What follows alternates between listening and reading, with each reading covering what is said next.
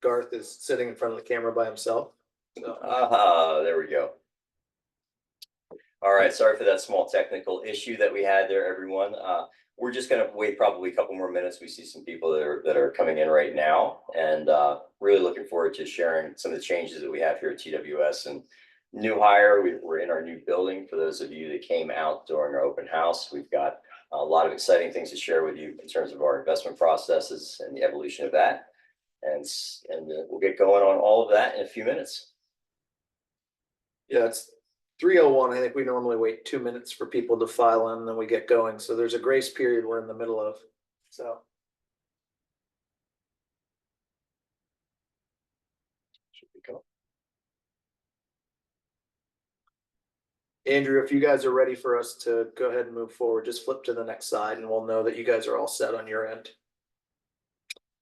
There we go. We're off and running, folks. At first, I want to reiterate, thank you everyone for joining us. For those that did not join us when we did this first town hall a few months ago, there's been a lot of changes, but for those of you that are not my clients, I'm Brent Mikosh. For those of you that don't know Jeff, this is Jeff Rees, and this is Ryan Remming with us as well. And the three of us are going to be running you through this presentation today, letting you know what's happening here with TWS and with our entire team. We will do a Q&A at the end. But in the meantime, please feel free as we go through everything today. We have a lot of things that we're going to share with you to think about what questions you would like to have answered. And it can be pretty much anything. We're here for you and happy to hopefully provide some insight on the questions that you may have. I think we can start with. Can we just make sure they know for your questions, there's a chat feature on the call, and we have Andrew on our team in the background monitoring those. So if you do have a question now or as the content unfolds, we don't want to keep interrupting our unbelievably important presentation. So we'll try and save them all. And also that way, if there are multiple questions that are similar, and Andrew can kind of digest those and feed them to us in a more condensed manner. So use the chat feature for questions, if you would, please. And I'd add, the agenda tonight, first, we're going to talk a little bit about our new physical space, which we're joining you from. Also, we have a new hire, Christopher Petty, that we're welcoming to the team. Want to give you his background, let you know what he's going to be doing for us here and for all of our clients. Then we've got a lot of things that we want to discuss with you about portfolio upgrades that we're going to be bringing and answer any questions you might have about that.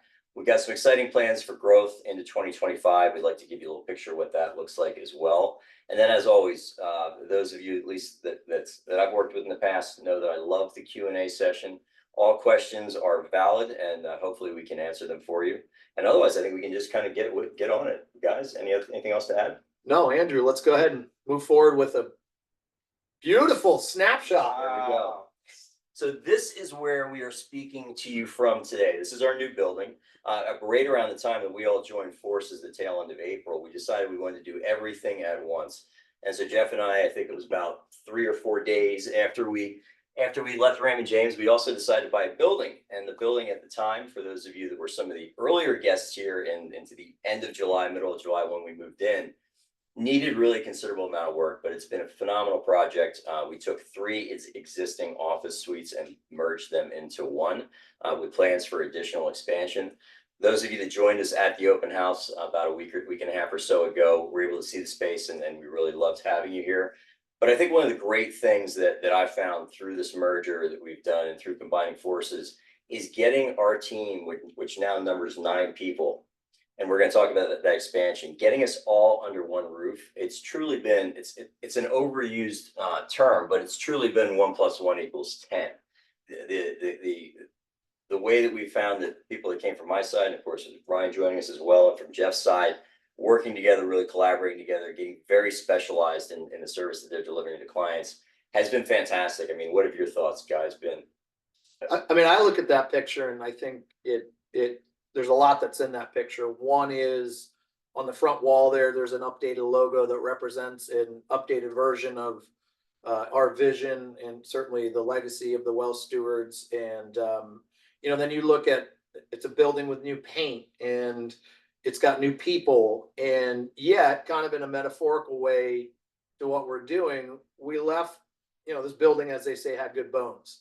And so we left the integrity of the building intact, and we're building off of it. I think that is the metaphor for what we're trying to do as a team, both today and as we look to the future. And Ryan's a good example of that, and we'll talk about our new team member as an example of that. But that's my take when I look at that building. It represents, kind of a foundation, and then what we're trying to build, and all the things we're trying to polish up and make pretty and better for the benefit of our clients.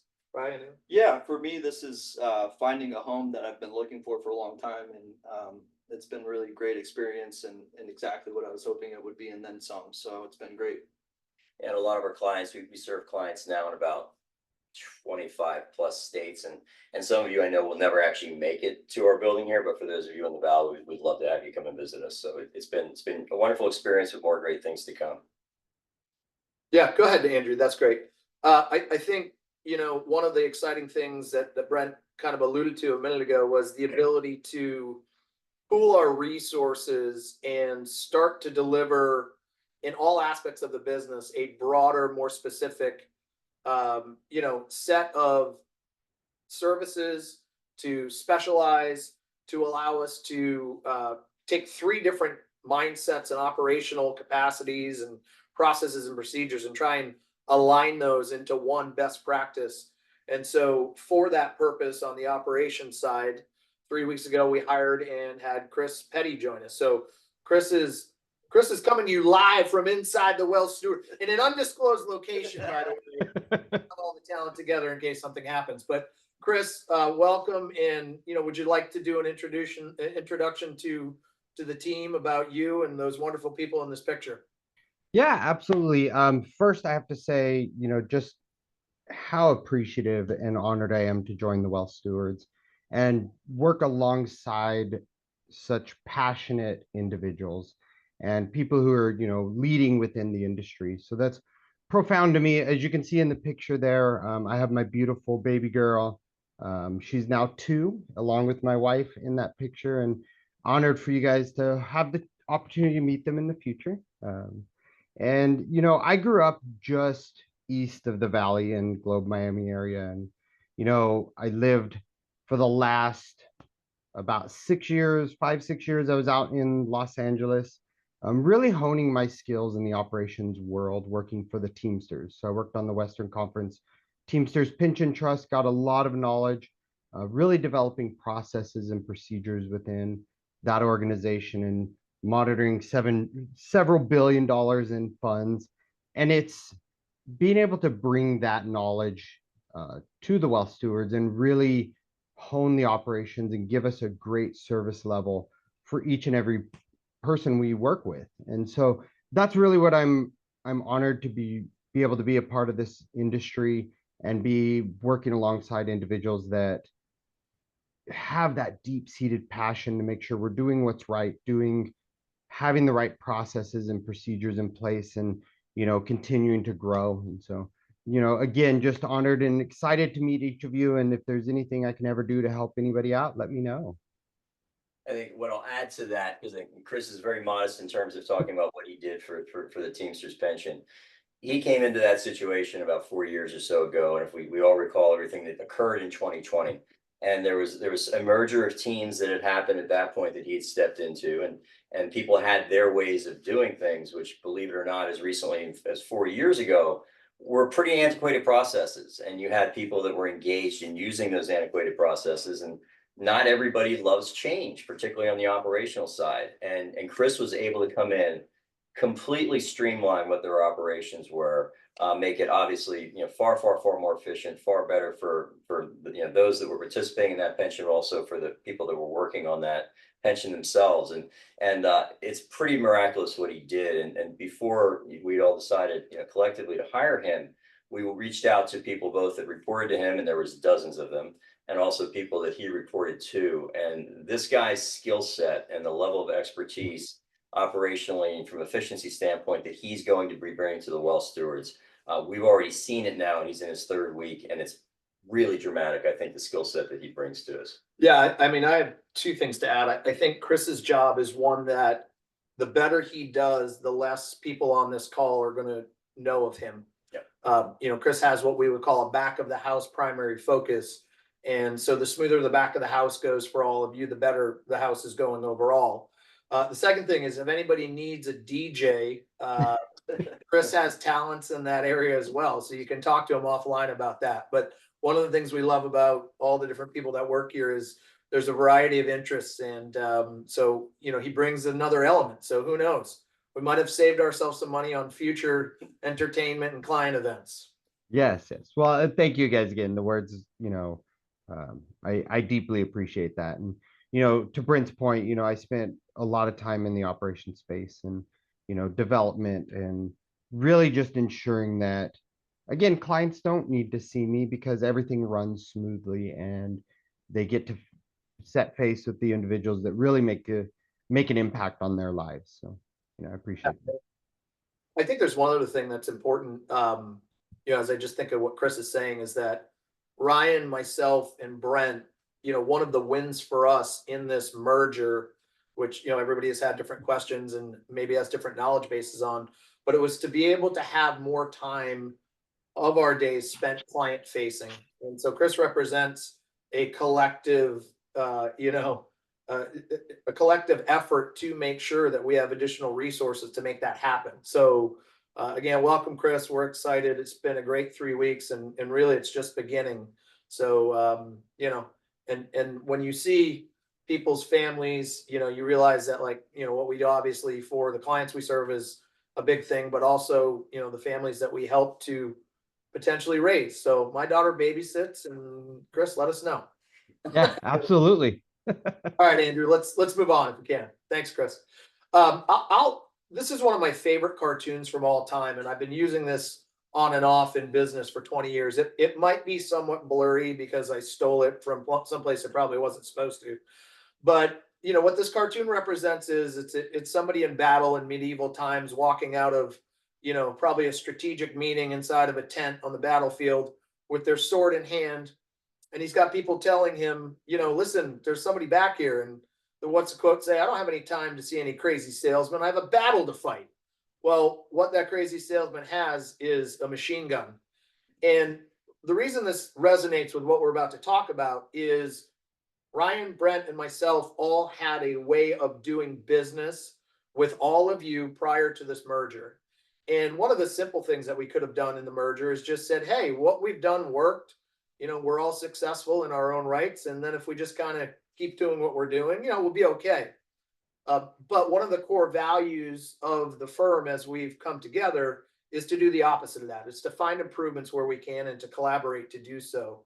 And so I think, to tee up what we're going to talk about next, probably for a significant part of the rest of the time with you, is to talk about what we're doing to upgrade what we've all done, show you why we did that, what we all intended to retain, and then talk about who we're using outside of ourselves to continue to source and collaborate on really good portfolio and investment management for all of the clients that we serve. So there's my funny haha cartoon as the lead into a much more robust conversation. Andrew? Yeah, so when we started on this project, there was a lot of things that we were each doing individually prior to merging. And a lot of those things we were doing really well. So we wanted to replicate that as we went through this remodeling project. The first one of those things was having a third-party expertise. So we're all knowledgeable, understand the investment landscape, and can put together models on our own. But it's critical for us to leverage our time having a third-party expert with more resources that's dedicated 100% of the time just on the investments, because it is critical. So by doing that, it allows us to use our time, meeting with you and the things that are important to you, but also keeping an eye on the markets and getting that expertise. So when we went through that process, we interviewed several groups, and really what we were looking for was someone that had aligned interests, institutional level research, and due diligence. So we interviewed several groups in this process, and ultimately we landed on Fiducient. The primary decision making in that was they had no product to sell. So they're agnostic, any company, fund company or otherwise, really just acting as a consultant on our behalf. Yeah, and I think the thing I'd throw in there is if you wanted to make an apples to apples comparison, if you're a client of mine, you'll recall that in years and decades at Raymond James, we relied on the asset management services department inside of Raymond James to help us with that third party overlay to what we were doing. And we didn't want to lose somebody who had that scale and that size. And so Fiducian, who does this as a consulting business without any product slant, had a very robust kind of client base and existing model for us to be able to plug into what we were doing. So it was a replication of that higher level expertise and service and research outside of ourselves that we were seeking. And I think Brent, probably, from your perspective, besides the product, was there anything else that you really? Yeah, so when we're talking about fiducian, one of the beauties that we have now of being in this independent RIA space is this. We have total flexibility to decide the people that or the institutions, the organizations that we want to bring to the table on behalf of our clients. And fiducian is one of them. We're going to talk a lot about who they are and what they do and what kind of input they have with us. But obviously, Fidelity on the custodian side, we have Concurrent, which does back office operational tech support. And fiducian is another piece I think is really critical that we brought in. To Jeff's point, those of you that were my clients, we relied very heavily too on Raymond James AMS for some of our modeling, for trying to determine what the levels of risk we wanted to take, how we built those into our portfolios. And to give you an idea, as we're moving out of Raymond James into this world, we're also moving into an area where we can choose people with increased specialization. Nothing but love for Raymond James, but their asset management department had maybe 30 or so research specialists. And that the institution itself, Raymond James, had about 1.3 trillion in AUM. So what fiducian is this: all they do is they run family office money, they advise the family offices, they advise to large institutions, and they advise to RIAs. In total, they're talking about maybe $450 billion that they manage directly and that they advise on the outside to teams similar to ourselves. They've got 220 professionals that are engaged solely in that. So we're already dwarfing the size of the Raymond James team by a factor of 7 to 8, with a company that is working with far fewer teams and far fewer people around the country. So it's a really, really powerful relationship. And what we wanted to do is, we're all reasonably smart guys, at least I'd like to think so. But this financial world, particularly when you get into forecasting, particularly when you get into building robust models, there are so many moving parts that, quite frankly, it'd be crazy for us to think that alone we have all the expertise necessary to build the most robust portfolios that we can on our clients. Ryan mentioned the fact that we talked to several different institutions, some names that you might know, a couple that you probably wouldn't. Well, at least for me, and I think for Ryan and Jeff as well, what really attracted us to fiducian was how they looked at risk. Because if there's a failing that I think our industry has, and it's not an intentional failing, it's just based on the fact that the world is unpredictable. I'm going to get a little bit wonky here right now, but bear with me, and please have some comments or some questions you can put in the chat and we can answer those for you. But if you think of the way that most of the industry looks at returns, is they look at them as kind of normally distributed. So what that means is let's say in the last 100 years, the S&P 500 is giving you maybe 10% returns. There's a thinking built into most modeling that you get that 10% return like clockwork every single year. Well, those of us who are engaged in these financial markets, as we've been for now decades and decades combined, realize that's not really how the world works. The extreme events are what's far more probable, both on the upside and particularly from a client perspective, most painfully is on the downside. And what fiducian looks at is saying, hey, these returns are not normally distributed. The likelihood of extreme events, both positively but also negatively, are far more frequent than most people think. The other thing that they do is traditionally, if you're building portfolios, you're trying to blend assets that hopefully are going to behave differently as things get a little bit weird in the market. So you're looking for non-correlated assets is basically what that means. So if asset A is doing this and asset A is doing this, you've got kind of a more balanced portfolio. What most of the modeling looks at is it looks and says, okay, we've got a lower correlation between these assets over time. Let's put them together. What fiducian does in their modeling is they say, okay, we might have low correlations during normal times, but what happens when things get really crazy, like they did when the S&P 500 went down 36% in 3 weeks during COVID, like they did back in 2008, which we all remember that, where the S&P lost north of 50%. An example of that is you had assets that looked like they didn't move together, suddenly in a panic, suddenly in a time of market stress, acted the same way. High yield bonds are a great example of that. You theoretically have some good diversification away from equities when you own high yield bonds, but whenever you get these crazy markets, they both go down at the same time. And so fiducian's modeling process, technical terms, way fatter tails, which means its likelihood of extreme events is much higher than people think. There's a negative skew to it, which means that those likelihoods of big negative events also happen kind of more repeatedly, a little bit more predictably than most of us would expect. And although it's certainly not going to guarantee that we can avoid all those things, because this business is what it is. No one has that crystal ball. The goal in building our portfolios is that they're going to be more robust when they're put under that level of stress. And I'll close with this. I remember back in 2008, which we all remember, at the time when the markets were just completely going haywire. One of the head analysts at Goldman Sachs, I remember was watching this on television, said that what was occurring in the financial markets during that time was something that should not have happened in the life of three universes. Well, the reality is we're all here. I've not been around for the life of three universes, and it did happen. COVID's another example. It's something that should not have happened in the life of a couple of universes, according to some modeling. So what it's the classic black swan theory. That thing that you don't think is out there is actually out there, and you've got to do your best to try to account for it. And what really blew Ryan and Jeff and I away was the degree that Fiducian takes that into account in building out their portfolios. Because our goal here is to take the absolute minimum amount of risk that we need to achieve what your goals are as a client, but at the same time get the maximum return we can based on that limited amount of risk. And we really believe that Fiducian is going to help us to do that. And Jeff, I'll kind of hand it off to you here.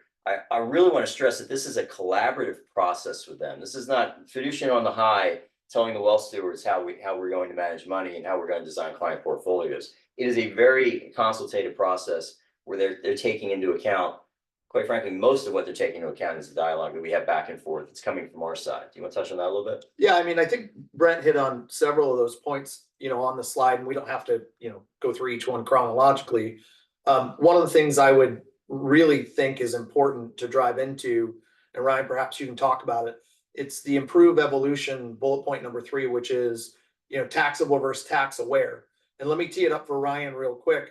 For those of you, most of you at Raymond James, if you were my client, certainly this was the case. I think it was the case for most of them. We had a singular model delivery system.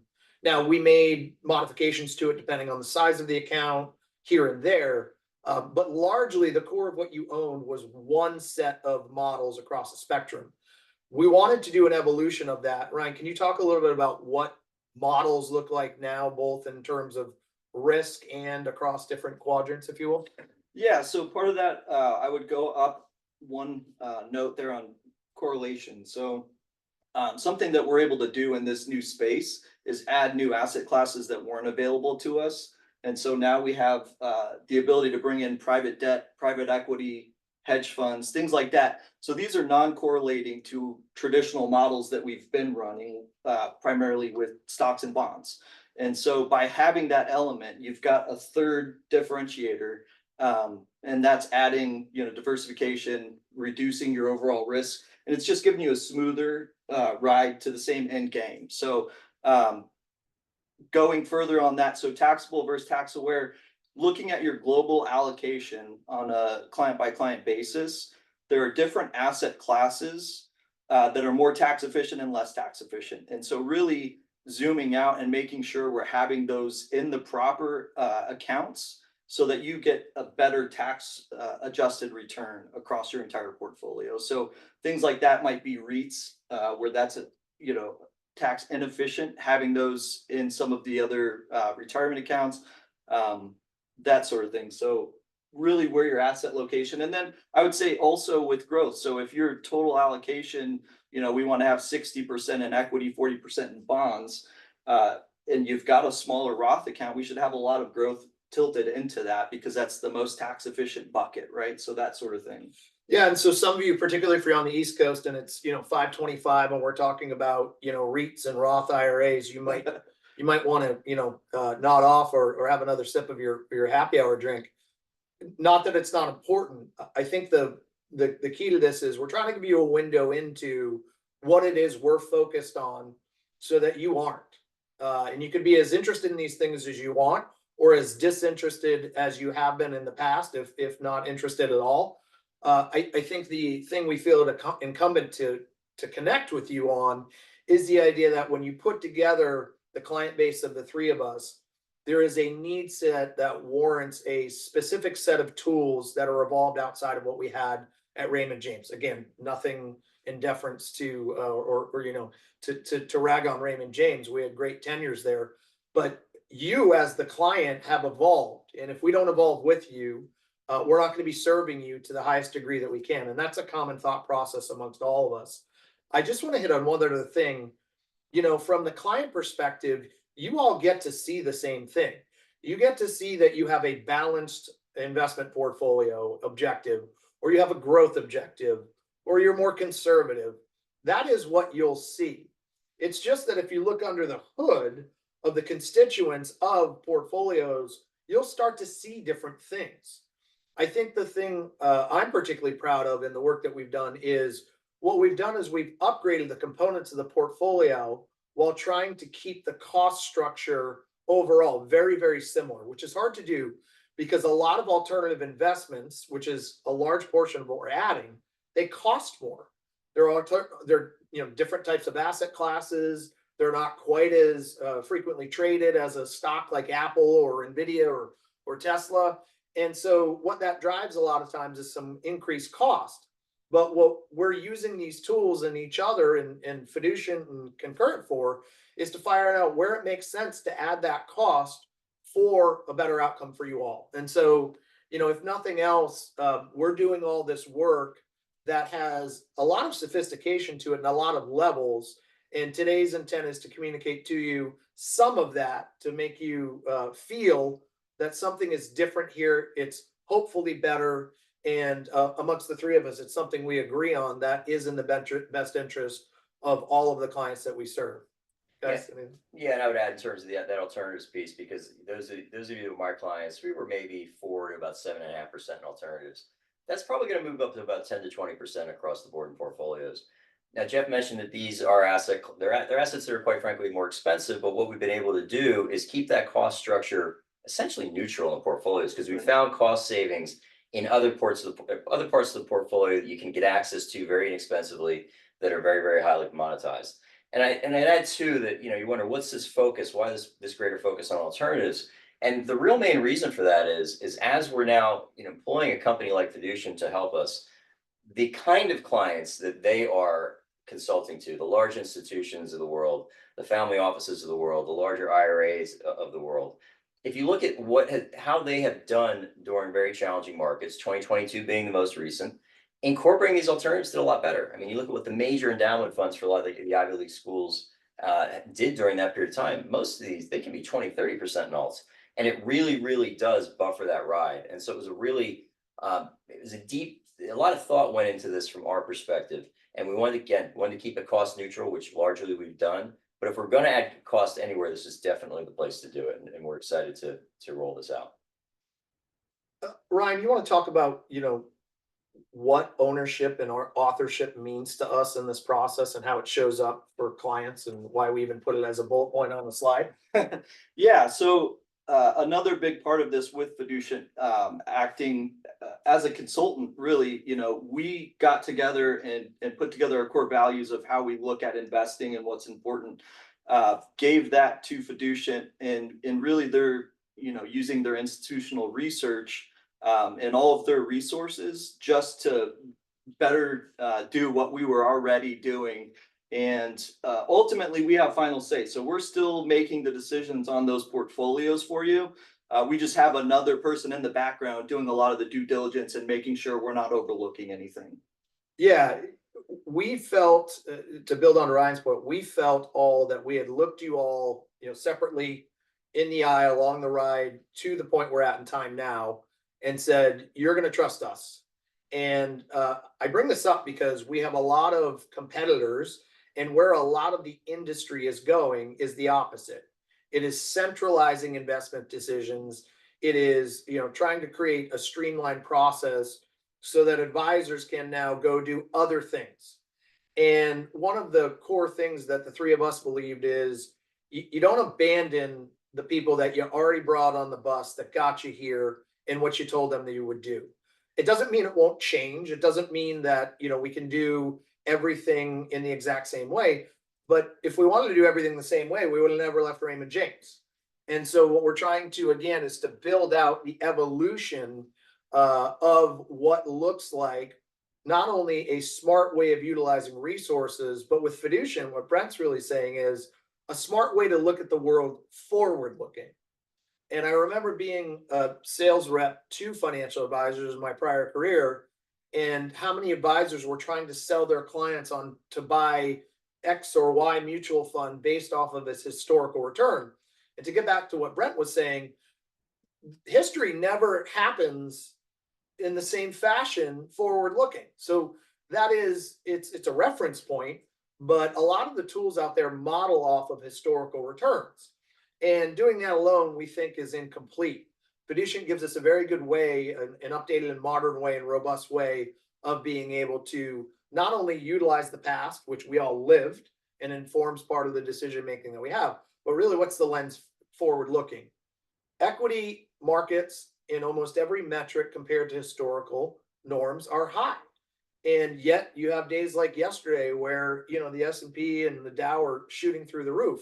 And, you know, those are obviously have unique circumstances and timestamp circumstances. But one of the things we've all lived through is, you know, I started in the business in 99. So did 00 to 02, did 08 and 09. We went through COVID. We did 2022 where stocks and bonds both were down double digits. And if you don't use that historical reference point to better yourself and your clients forward looking, then you really didn't learn from history. And I think that's a dangerous thing to ignore, having lived through it. So, Ryan, anything else to add on what, you know, the evolution and what we're trying to do and maybe what we're doing forward looking? I don't think there's anything that I would add to that. I think you covered it pretty well. All right. Well, obviously, the remodeling project, if you haven't seen the headline on the slide, it's kind of a tongue in cheek to what we also did with the building. So I should have explained that, why the slides were titled that way. Brent, do you want to give I like this visual, and do you want to maybe kind of turn everything down into a succinct way of talking about these three parties and how maybe clients should think about them? Yeah, absolutely. So, you know, if you look at us, obviously the decision making, working with you directly, that all runs through the wealth stewards. That all runs through us on top.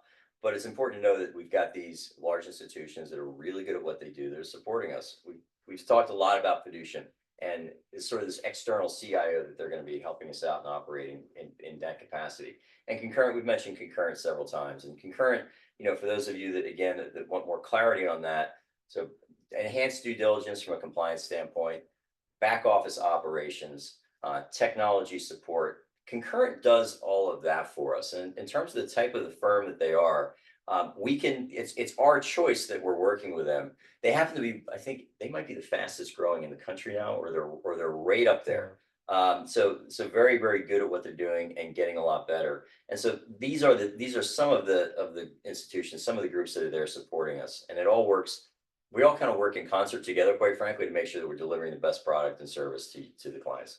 I want to walk perhaps everybody through an example, and Ryan's really good in this particular asset class, so I might put him on the spot, but I think he'll do a great job. To give you an idea of something that would come into your world more so today than it has in the past. Some of you have this, but there's an evolved way to access equity markets in particular called direct indexing. Okay. And direct indexing is a great example of a thing we have at our disposal now that we're going to deploy for a lot of you. And the reason I bring that up is because direct indexing involves all parties. And here's how. If we want to make an allocation, an enhanced allocation to maybe the S&P 500, well, one of the ways to do that with a highly efficient, tax efficient lens on is to do it through direct indexing. Fiducian will help us determine if an increased exposure to large cap equities makes sense. And if we agree, fine, check the box. That's a partnership there. But who do you do direct indexing with? There's a bunch of providers. And so it's also one of the fastest growing strategies in our world. And so you've got some companies that have been doing direct indexing for decades, and you got some companies that have just started doing it 6 months ago because it's popular.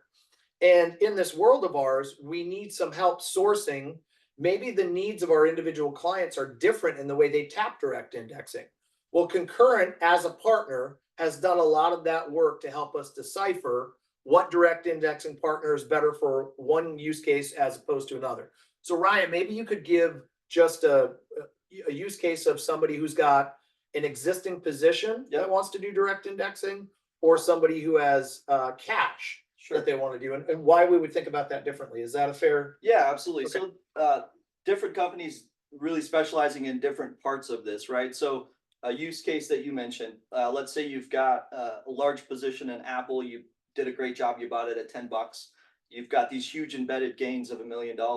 You want to diversify out of the position without capturing a bunch of taxable gains. And so working with one direct indexing individual, you might put that position in. They do a better job of unwinding that position. So more efficiently getting you out of your position in Apple with net neutral taxes. So there's a group that does that better than the other ones. And then you may have just cash and you want to optimize taxes that they can capture. So really these companies are building algorithms specific to a specialization and tailoring those based on the client's needs. So knowing which company to use depending on that. Anything you would add to that, Brent? Yeah, I would say that it really adds to that idea of enhanced due diligence, which is what Concurrent's providing to us. To Ryan's point, the universe that is out there from an investment standpoint, and it's wonderful it's this way, is so big and getting bigger. A lot of these very advanced strategies that were only employed by the wealthiest of family offices not that long ago have been largely democratized, and they've been brought to your average affluent investors. And that creates a lot of product that is out there. And looking at that landscape, deciphering what the best selection is, particularly trying to get our clients to where we want to take them, it's a lot of work. And we want to make sure that we've got the partnerships in place that help us decipher that information, help look at everything from a regulatory and compliance standpoint to make sure that these different solutions are doing exactly what they said. And that's where Fiducian really steps in and helps us with that a lot. So it's that enhanced due diligence, that other set of eyes that is on all of these different investments and making sure that they're doing what they say and they fit in our practice the way that we expect them to. Yeah, and direct index is an interesting thing as I think about it, because if I go back 15 years ago, one of the things is the profile of the clients that were in our roster of people we served was different. And one of the beautiful things over the last 15 years for many of you is your wealth has increased as a result of our partnership. It's your tenure with us, your willingness to be invested, to believe in what we're doing.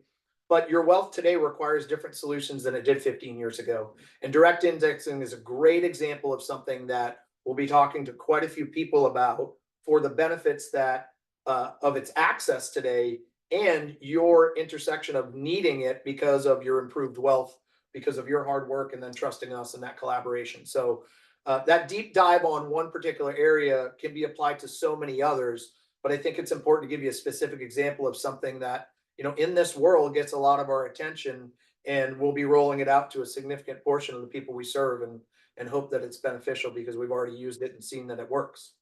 Exactly. Okay, Andrew, go ahead if you would to advance. I think putting aside all that discussion about portfolio improvement and evolution, not that discussion is over. I'm sure we'll get questions, and certainly in follow-up, we're happy to talk about its impact on anybody individually on this call. But we also wanted to give you a snapshot of what else is going on around here. You obviously met Chris earlier, but these 3 bullet points are really important for us to take a couple minutes. And one of the things we put inside the bullet points of the email about this call was to talk about, kind of the potential for growth that the Wealth Stewards has, forward looking. And so maybe Brent, you can give them an idea of some of the things we're trying to do to take advantage of what we've already done here in the last year in this decision, and all this craziness of change that we've created that hopefully is largely behind us. What do we have our eyes on next that you think is important to tell people? Yeah, we've built an amazing infrastructure at the Wealth Stewards that's only getting stronger with additions like Chris Petty, for example. And we've spent a lot of time obviously building out what we believe are going to be fantastic investment solutions for our clients. We're also looking at adding some much higher end services to the portfolio of what we're doing for clients in 2025. But as we built this thing, there's a really strong desire, I think, from all of us on the team to share that and get that out with the world to a greater capacity. And there are a lot of, I think, very like-minded advisors that are out there. And we know a lot of them where we came from, but that don't have the capabilities, they cannot plug into the ecosystem that we've developed here, but are also in the process of improving every single day. And so there will definitely be growth from an advisor standpoint as well. And what this is going to do for our clients, our growth benefits our clients because in this business, scale is important. It's important. You can achieve better pricing for clients on a variety of different platforms. It allows us, obviously, the revenue to go back and invest in new personnel that will help the well stewards grow as well and provide a greater degree of service. I think what I've noticed on my end is looking at where we were at Raymond James, say with Andy and Kayla, phenomenal people that are here and doing, I think, even more phenomenally than they were by themselves with me. Because when it was just the three of us, everybody was doing a little bit of everything. And we were not taking advantage of the fact that, you know what, Andy is really good at some stuff. Kayla's really good at some stuff. I'm pretty good at some other things as well. And when we can really focus our time to our highest use on your behalf, that's really what we're trying to build here. Yeah, to give a specific example, we got introduced to a single practitioner office in the state of Arizona, in Tucson, who doesn't have all this stuff figured out. A great business. He doesn't have a succession plan. He has a singular assistant, and he's kind of looking around saying, like, you know, what am I going to end up doing here? And I think one of the things that's really appealing, not about the three of us, but about the 9 of us collectively, is nobody here is a year or two away from the end of their career. We're midstream career, in some cases, you know, on the front end of a career in this business.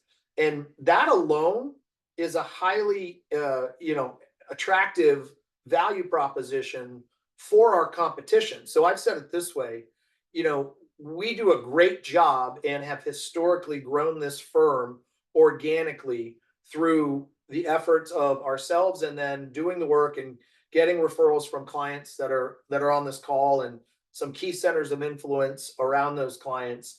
And so if we could, instead of organically obtaining clients one by one via those methods, if we could bring along like-minded people who could tap into this infrastructure and are a great fit, the types of people we want to be around with that believe in the same core values, why wouldn't we?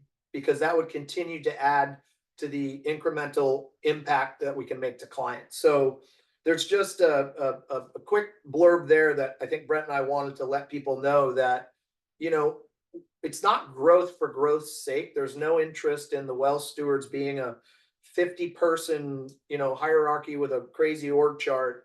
But at the other end of the spectrum, why wouldn't we try and find more people to do great work with that believe in the nobility of the profession, believe in self-improvement, have an optimistic viewpoint on the world, and believe that the discipline to be involved in a wealth management process and hire people like this is worth it. So, we've had a question. I've had several questions like, wow, there's a new building and, right now there's an upstairs that's empty. And what does that mean? What it means is we'll continue to do what we think is best for our existing clients first, and then see how we can leverage outside people and resources to make sure that this thing is even better. And there are brains outside of the three of us that I think we could tap for even better outcomes or expertise in different areas. And we'll continue to look at those things on behalf of you all and all the future clients of the firm. Ryan, anything there from your perspective? No, I think it's just, the more talent you can bring in here, it can only help, right? And so doing it in a way that's constructive, and just adding that talent pool, it's going to help everybody involved. So, yeah, I think the other thing that's happening, that maybe isn't as obvious is Chris is a good example of it. But you take somebody like Denise, who has been on my legacy team for 7+ years, maybe 8. It's probably feels like 80 to her dealing with me. But you've got people now that are ingrained, that understand what we're doing and can then facilitate a level of success and education in other people here. And we're trying to make that a little bit broader. So the other thing we're working on, that Brent and I can't be, the be all end all, even Ryan with his book, we can't be the be all end all of the client experience. And so specialization for people, whether it be in operations or in helping us deliver the client facing services, is really a good lens, because ultimately it's more people to do more robust work for all the people that are on this call. So want to talk about kind of who's doing what in terms of improving themselves. Shall we give them a primer on who's working on what? Ryan, you want to tell We can everybody? start with Ryan. Yeah, you want to tell them what you're up to Yeah. in your spare time? So with all my extra time, there's a new specialization that's rolled out that I'm taking the courses start in January. Specialization in taxation and how we can implement that to add value to our clients. So Yeah, so when you all see our signatures on our emails or our business cards, you know, there's these little letters everywhere that make us all look smart. Ryan's going to have some extras after this class, but in reality, you know, again, an evolution of all of our client bases is the importance of mitigating taxes. And so Ryan's going to go down a rabbit hole for a couple months here and get even better at helping us map those things out. And then, you know, we'll have a better ability to deliver better solutions as it relates to tax mitigation to a good swath of you, if not all of you. So kudos, Ryan. Don't fail. He won't, by the way. Yeah. You want to give Denise's update? Yeah, Denise is, you know, I'm totally blanking here. I know is a certified divorce specialist. What is it? Yeah, it's called a CDFA, Yes. Certified Divorce Financial Advisor. Yes, and so Denise is going to be engaged in that. We got Chris is going to be doing a Series 65. Noel will be doing a Series 65 as well. So we've got a lot of really good things happening here among the team, and people definitely looking to increase their skill set. Yeah, continuous self-improvement. So Brent and I figured we're done growing as humans. We'll let everybody else get smart. No, I'm just kidding. Brent and I are constantly on the search for what we can do better. But also, you know, our time should again be spent with what is a robust set of clients who need us. So having the ability to tap in this knowledge and bring it in through the extra people that are here is obviously a good thing for us, and you know, helps build out the breadth of the firm, which is a key initiative.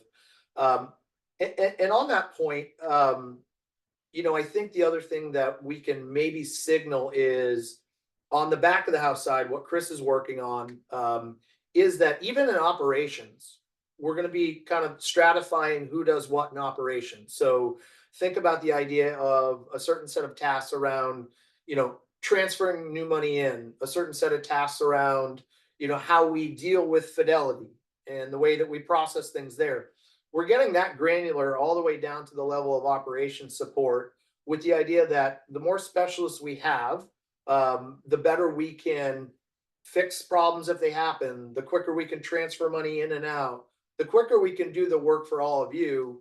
And I think, you know, that just lends itself towards the ability to be more and more efficient, which benefits you out there, and then ultimately gives us more time to think about what we need to do next for all of you. So a lot of back of the house or not obvious things going on amongst the work that probably is obvious to you, either with the portfolios or with regular reviews, or with, you know, coordinating with, you know, tax season or those sorts of things. So nobody here is napping after lunch. Let's put it that way. Exactly. Very true. Anything else to add there? Yeah. Yeah, no, I'm not gonna beat this thing because we've all been beaten over the head with it for the last couple of years now. You know, one of the things, obviously, we just had a presidential election. All I'm going to say is this: is we've got a lot of calls from clients leading up to this, from both sides, that were really concerned. That said, if Kamala Harris wins, we're going to be Venezuela. If Donald Trump wins, we're going to be Nazi Germany. And the truth is never really that. From my perspective, what I felt coming in this election, I think it really applied, is it was one of the most known commodities that we had ever in a presidential election. You knew what you got with Kamala Harris because she's been in the vice president's role for 4 years. You knew what you got with Donald Trump because he was former president. So, you know, the election impact, what you find is that this country is so big and so robust, and the creativity and ingenuity of the American people is so astronomically powerful that it is way, way bigger than any one person. The federal government is certainly way, way, way bigger than any one person. And as a person, I guess I've been to about 55 countries or so, there is no better place to, regardless of who sits in the White House, there is no better place to do business than the United States. There's no place with a greater opportunity set from a business standpoint and from a cultural standpoint and just from living your life in the United States. And it makes our job really fantastic because we get to find different ways for clients to participate in that growth. So the election impact, I think for me, the election impact is that hopefully we won't talk about it again for a while. Exactly. Yeah. Well, and specifically to what's on the slide, you can see on the right-hand side, we obviously know now that Donald Trump is going to be the Republican president. And you can see those on the right half of the chart that we're not sure yet if it's going to be a fully Republican Congress or if it's going to be a divided Congress. But what you'll know is look at the returns of the S&P 500 over the last 75-ish years of either of those scenarios. Like, so what we know is that, you know, if the S&P does 10% average over the last 100 years, 10+%, you're going to get largely, most likely based off of the last 75 years, some replication of that, which speaks back to Brent's, you know, the resiliency and the ingenuity of the American spirit is alive, you know, despite the presidential ebbs and flows that we deal with every 4 years, you know, back and forth. So I'm sure that isn't as robust a conversation around the topic that all of you want, perhaps, and those can be done online, offline, or maybe perhaps there's a question to be answered if it's in the Q&A from Andrew afterwards. So that's the visual for you and the hope for you, at least as it relates to what we do for you, no matter what you believe happened on Tuesday. Yep. All right, with that, I think we can just move to the Q&A. We kept you for a while. We kept you for about 50 minutes or so tonight. We had a lot of things we wanted to share with you. And there's no question that's out of bounds. If you have anything that you'd like us to further clarify or dive a little bit deeper into, we're happy to do it now. Yeah, we actually got a lot of questions here, so we'll try and address all of them, and the ones that we don't get to, we'll certainly follow up with you afterwards. First question is, how do you guard? I know we talked a lot about fiducian, so this is when this question came in. How do you guard about being too diversified and unintentionally governing returns? Yeah, that's a great question. I think, you know, the goal with there's a paradox in this business, and is that you all hear about the grand slams that you had a very concentrated stock position, whether you worked for the company or you acquired it somehow, and a lot of people got incredibly rich off that. But that also cuts both ways. I mean, this is back of the napkin math here, but if you're holding a very centralized or a single stock position that is dominating your portfolio, you got about an 80% chance of not having any money in 20 years. I mean, companies that people would consider, you know, unbeatable, General Motors, for example, or WorldCom, or these are massive big companies, or even Intel, you know, nothing wrong with Intel, but not knocking them, but over the last 10 years, it's been a tough place to have money. So to your point, I think what you need to do first is we've got to determine, really from a goals perspective, what is it that our clients are trying to achieve? That actually comes first. And then it becomes, what is the minimum amount of risk that we need, or what's the minimum amount of risk that we need to take to make that happen? And if we've agreed, we basically have a risk budget that we've put in place that we can tolerate, and that our clients can tolerate on behalf of getting to their goals. Based on that risk budget, we better seek to get the maximum returns. So I do appreciate that concern about over diversification. I tend to agree with that in the aspect that there's certain asset classes that for a variety of reasons you don't want to be a part of, and fiducian is going to help us determine what those asset classes are as well. Yeah, and the only thing I was thinking to throw in there, you know, is the idea that, remember, every one of you that works with each of us has a different plan, right? So the model delivery system is not something that it's a take it or leave it. If you don't like it, you know, sorry, go find somebody else. So, you know, there's uniqueness amongst all of you. And if some of that is a risk appetite for a more concentrated version, one of the nice things about our model delivery system is actually each of the sleeves of our model can exist on their own without the other sleeves. So if there's an appetite for a higher concentration to equities, or even for those of you who are with us today, some of you have a high concentration of an equity for different reasons. None of what we've built is a forced mechanism to eat all of that cooking at once, right? So it goes back to honoring the commitment we made to all of you, which is you all have individual thoughts and feelings, and our job is to help you navigate those and really dial your planning in to account for all of that. And that means you're going to end up with different things. And as I tell my children, if there were just one thing that everybody should have, there'd be one of everything. And maybe that's oversimplification, but that's how I tend to parent. So, But to wrap that up, though, I would just say that we are very intentionally avoiding asset classes where there does not seem to be any upside. Yep. And so that's probably, you're not gonna have portfolios diluted by asset classes that, quite frankly, we don't think there's any value. This next question is also about fiducian. Where are they located? Did you know anybody from the company before you hired them?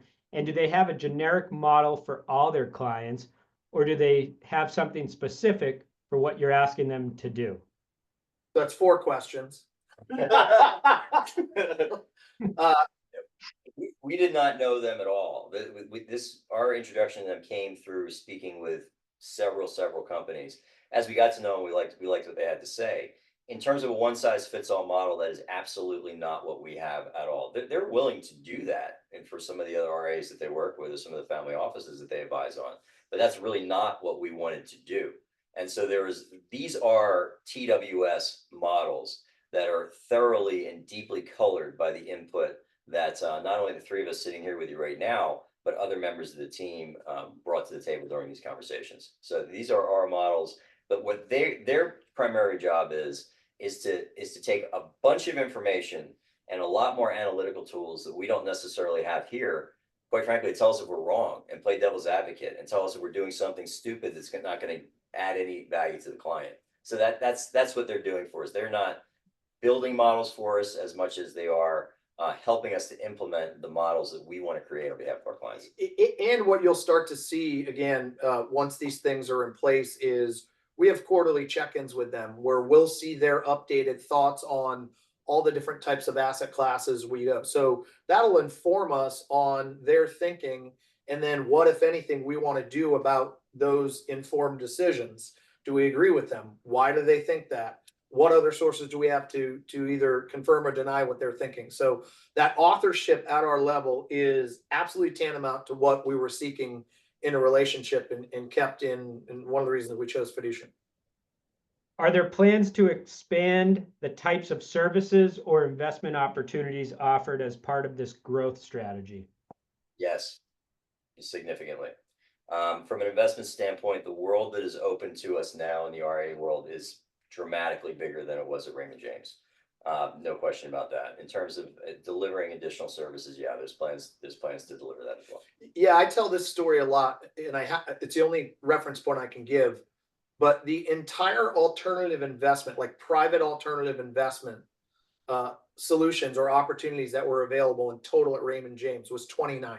I had the guide printed out. And so what did that mean? That mean that there were a unified set of select things for all of the Raymond James advisors across the country, of which there's like 10,000, right? And if we wanted something outside of that, it wasn't going to happen. In this world, imagine a world where we can say, no, clients of this type and size need this, and clients need this. I'll give you one really good example. I was on the phone with a client yesterday afternoon talking about them potentially selling a commercial piece of real estate. And they really don't want to be landlords anymore. And so, but they really don't want to pay taxes. So now you come into the idea of like, well, should I 1031 exchange that to another property? You know, and then I don't have to pay taxes, but then I'm still a landlord. We have a product that you can sell a piece of commercial property and diversify into while treating like a 1031 exchange and avoiding the tax hit, so that you can now be in a diversified portfolio of commercial real estate all across the country, right? So specific example of a solution in our world today, I didn't have access to this product, nor 7 of them that, depending on what they ultimately do, are flavors of it to show to that one client. So hopefully that's a window into a specific example of something that that just came up this week. We're coming up on time, so maybe 1 or 2 more, but the next question is, will you be offering options contracts? Yeah, that's a great question. I mean, I think that all right, so my background, for those of you who don't know, is I came from the institutional trading side. I worked back in New York. I traded equities and also options to the tune of about $1 billion of notional value a day for a little company called Bear Stearns. It's not around anymore. I left in 2006, so I missed all that. Options as a strategy to try to juice returns for your average investor is really not a smart thing to do. These things are priced so efficiently by the large institutions that making directional bets with options, I would highly advise against that.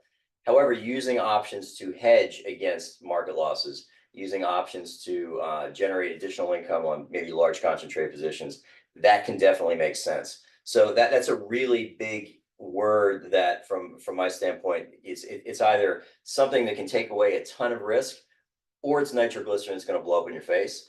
And which one of those strategies that you want to employ is really client dependent. So whatever client that's coming from, that's a way better conversation to have one-on-one. Yeah, so the answer is we could, but we're not sure if we would, and that's situation dependent. Exactly. Yep. All right, Andrew, maybe one more because we're right at the hour. Yeah, I figured we wrap up with this. An easy one? Well, a couple people asked something similar about this, and it's revolving around AI. So how will AI play a role in our business moving forward? That's another hour. Oh, that's another hour. Yeah, I'm cool going over a little bit. All right, I'll touch on that one a little bit because it's an area that I'm deeply fascinated with. I think that what is coming I can just speak to our business, but if you're looking at a parabolic curve in terms of how AI is going to impact it, we're like right here, and it's going to go like this. And we're probably inside of a year, 2 years away from AI operating with full agency on behalf of clients. Okay. So the changes that are going to be coming are going to be that dramatic. Now, along those lines, there's all kinds of questions about, your personally identifiable information, how the AI can use it and everything else. Here's what I think what it will do for our business and why I'm extremely excited about it as an opportunity. If our job is to serve our clients, help our clients achieve their goals to the best extent that we possibly can, then our best use of time is directly working with clients. It's not spending our time on a lot of the operational inefficiencies that Chris is a big part now of cleaning up for us. But I think the ability to leverage these tools to streamline what our day looks like in here, and also what it looks like for you as a client. And I don't know how much we can talk about, but we've got 2 different AI solutions. We've got one that's going to be bolting on all through client discovery and through onboarding process, which is going to be, we're like 2 weeks away from that. Is going to be astounding. Jeff and I were in Vegas last week. So Concurrent put us on their advisory board. They did it on me, which was a pretty interesting, amazing experience to essentially have a dialogue with this AI agent that really learned a ton about what drives you psychologically as an investor, what kind of risk you can handle, what kind of investments you're equipped to be in. It was pretty staggering. From an operational standpoint on the back end, the ability for us to drill into data that is living already within our systems, whether it be our CRM, whether it be Outlook, whether it be any of the different technologies that are running on our stack, on behalf of the client to deliver a more bespoke experience is also staggering. So what it does is I view it, it's a force multiplier for the people that are sitting here in this office. For some people, it's going to put them out of business, but it's our hope anyway. It's my deep belief that it's going to be a force multiplier for us in growing the business. Well, and somebody summarized it to me like this: what AI is great at is generally what humans are inefficient and bad at. Yeah. And what AI is really bad at is what humans are good at. And what this team tends to be good at is how to take and translate the cares and needs and wishes and figure out what those are, and then apply those things on your behalf to a world of investments.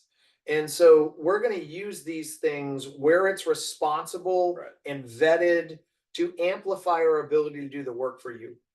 You will have an offering sometime very soon, if you hadn't seen it. Yeah. That will be an AI and replacement of Brent, Jeff, Ryan, and all of our team.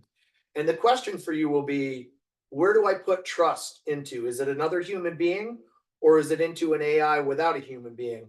I think that's an interesting exercise that will take a long time for AI, if it ever does, to care as much about humans as we do on a daily basis. And if you don't feel that's the case, call us afterwards, because we want to make sure we improve that for you. Yeah, and I would add that the amazing thing what AI is incredible at is incredible taking giant, deep pools of information and providing some organization around it. Where we are exceptional at is we know when it's lying, because it does lie sometimes. It's the term is hallucinating, but the AIs, they hallucinate a lot, and you have to have somebody that still has the technical expertise, that still knows the client, that still knows what the entire big picture is looking like from 30,000 feet to check this thing and make sure that it's working properly. But to Jeff's point, yeah, we're not far away from where you're gonna be able to call and think you're talking to virtual Ryan, and we're not doing this here, by the way, but you know, your virtual advisor and have a conversation with them, and they will be able to act with agency. What's different about this tech, and I'll close the AI conversation on this, is a lot of the other technologies that have come in the past, they've enhanced, they've leveraged humans' ability to do things. And the AI certainly does that as well. But you know, the loom, when the Industrial Revolution hit in England, that didn't have agency. The AIs that are being created now have a degree of decision-making power and agency. And that's, I think, the big difference in terms of what's coming. Yeah, so as you can tell, it's a topic that, you know, we have been dealing with a lot since we made the move from Raymond James, because we're in this open world and there are all sorts of things going on around us. Our job is to decipher what makes the most sense for you. So perhaps with a topic as robust and never ending as AI, that will be a good lead in. If you have any additional questions or comments around that, or certainly anything else, we'll take them offline. So I would close my comments by saying thank you to everybody for enduring not only this call, but the changes over the last 6 and 12 months. And then hopefully we gave you a window into what is coming for your benefit. And you're excited as we are for all the things to come. You guys, anything? No, I just add that, yeah, please, we'll have obviously a copy of the other questions that were not answered. We want to make sure that we'll get back to you on those as well. And if you spent this much time with us, thank you. Yeah, thank you so much. Have a great night, everybody.